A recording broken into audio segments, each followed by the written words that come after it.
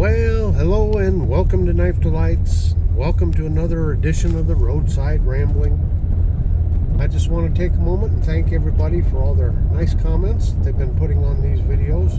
It's a fun video to do, and I truly do appreciate everybody riding along with me as I ramble along. Well, it has been a very productive week, very exciting week here on Knife Delights. Oh, look at the old corn crib up there. Yeah, we'll talk about hand picking corn and corn cribs here in just a minute. First off, I want to bring everyone's attention to that great channel, The Singing Toad. Folks, he's getting ever so close to 1,000 subs, so please head on over. Let's get him to 1,000. He is so deserving. Okay, I'm going to pull over here just a moment, see if I can get a picture of this corn crib. Well, I've known the Singing Toad for a couple of years now. He's become a good friend. You know, he sent me a very nice knife at one point that he didn't have to do, but he's always helping out the community. He's been on, RJ's Live. He's been on Happy Hour Live Chat with Big J in Boston. So if you're not familiar with his channel, please go over, check him out. So anyway, a productive week here on Knife Delights. Had some very successful videos. Of course, starting out on Sunday was part 4 with my big brother, and he was showing the last of his antique store purchases, some fixed blade knives. So if you haven't seen that, feel free to check that out.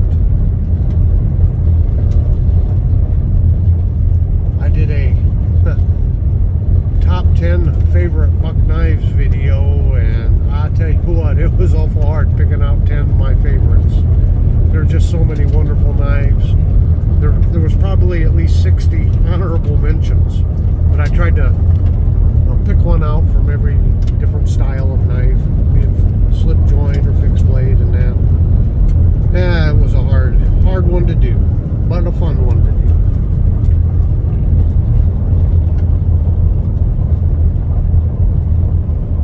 do. So there's some very exciting open tags out there going on right now.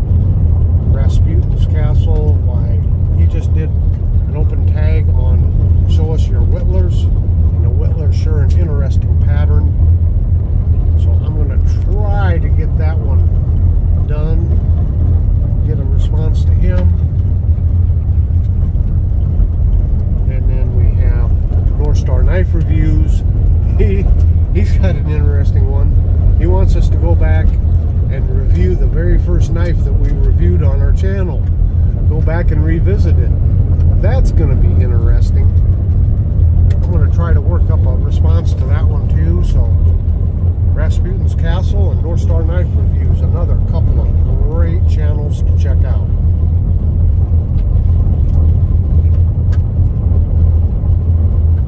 As far as knives on the way, I know I'm expecting a big box of knives from RJ's Knives. He's sending me a box of knives to review and to clean up some. So that should be getting here in a day or two, and I bet that keeps me busy for a while. You know how I love to clean and refurbish knives. Oh yeah, speaking of that, I got an old Providence cutlery knife. I got partially restored and kind of tore apart. I was wanting some suggestions on how to proceed with that knife, and boy did this community help me out. Tons of people responded, as I figured they would, and gave me a lot of great suggestions. So I look forward to continuing on with that knife and getting it finished up. Yeah. So let's talk about some corn cribs. Now, it used to be we didn't have the fancy combines and the corn pickers. The corn picker now will, take the ear of corn off. It'll separate the kernels from the cob, and it'll chew up the cobs, spit them out the back end. Kernels, they go into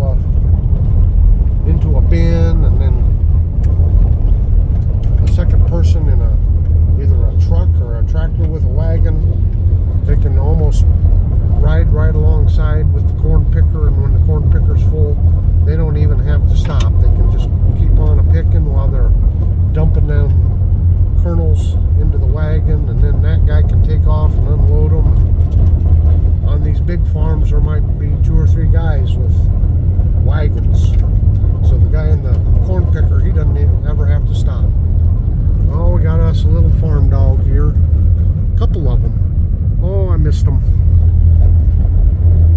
I thought they were going to come out and do some chasing. But back before we had all the fancy machinery, why, the corn was picked by hand. And as a matter of fact, there used to be big championships. They'd have corn picking contests, see who can pick the most corn. And back in the 20s and 30s, I mean, this got to be like a big national event, get national news coverage to see who the champion corn picker would be. But when you picked it by ear and then you filled up a wagon with your ear corn, take it back to your farmstead, and you'd have a corn crib, and they'd have an elevator, and they'd unload the wagon onto the elevator, and the elevator would, like a conveyor belt, take that ear corn and put it up into the corn crib. So the corn crib was there to put your ear corn in and give the ear corn, or give the corn time to dry out, because you can't have too high of a moisture content in the corn. Matter of fact, today, you know, when you pull up to the elevator with your wagon full of corn, they're going to test and see what the moisture content is of that corn.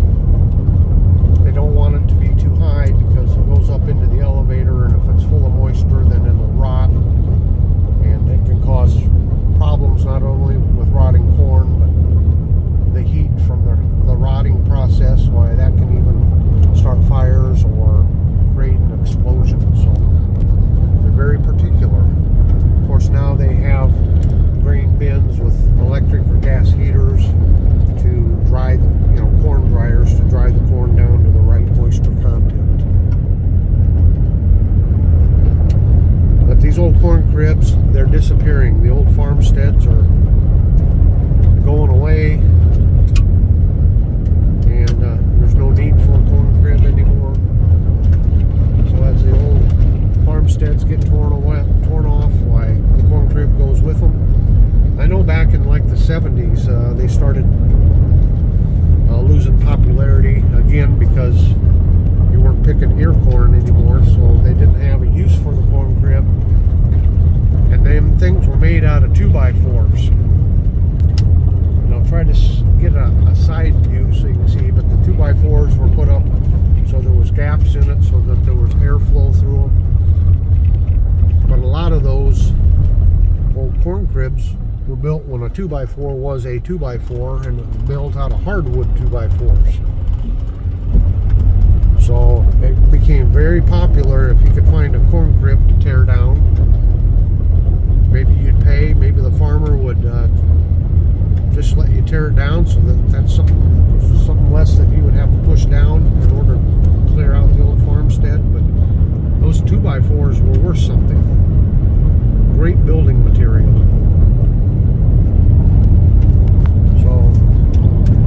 There's another reason why there's not so many of them left. A lot of them got tore down. Oh, here's one coming up on our left. I'm going to stop and see if I can't get some good pictures of that corn crib. Well, I should be able to give you some good photos of an old corn crib that's in disrepair, as many of them are. Holes in the roof, kind of falling apart. And in one of the pictures it should have the old windmill in there, also in disrepair. Windmills, a thing of the past, as far as for pumping water. Now the new modern electric generating windmills are popping up all over the place. Yeah, I showed you that sign that says no snow removal, so we're going down this road here. So a lot of the counties choose these old gravel roads. They don't really maintain them in the winter anymore. They don't plow them. And the reason is nobody lives along this stretch of road, so they don't maintain it. But again, a section of land, 1 mile by 1 mile. Back in the day, there might have been 3, 4, or 5 families living on a section of land because farms were so much smaller then. Well, thanks so much, everybody, once again for riding along on my Roadside Ramblings. again, thank you to everybody in this wonderful community. Things just keep getting better and better. I keep making more and more friends, and the channel's just, well, it's being successful. Terrell, my good friend Terrell, left a comment on one of my videos. He says, yeah, he remembers when I had 7 subscribers, and that's been over a couple years ago, about 2.5 years ago. So yeah, what a ride this has been. What a wonderful, joyous voyage. And so folks, until next time, you know what I'm going to say. Have a very delightful day.